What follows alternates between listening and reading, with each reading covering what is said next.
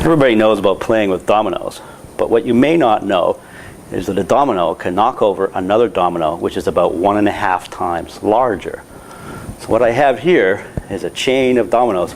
Each one is 1.5 times larger than the previous one.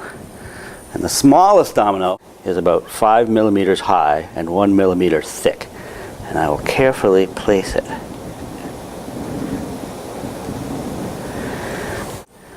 And there are 13 dominoes, and the largest domino, it weighs about 100 pounds and is more than 1 meter tall.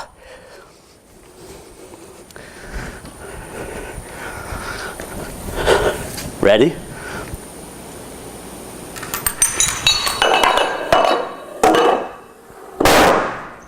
Boom. That was 13 dominoes.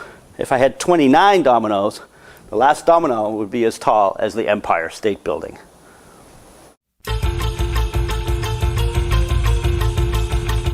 Here we go.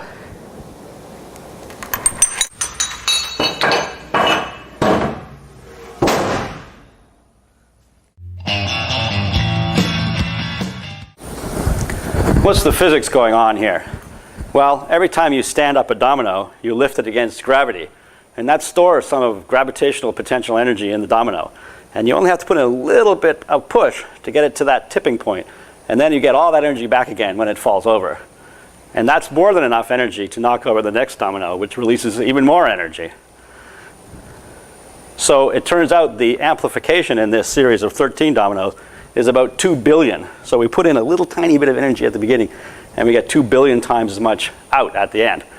But of course, we put all that energy in by lifting these dominoes and standing them up again. So that's a kind of chain reaction. You trigger it, and more energy comes out, and more energy is released each step. Let's see it in slow-mo.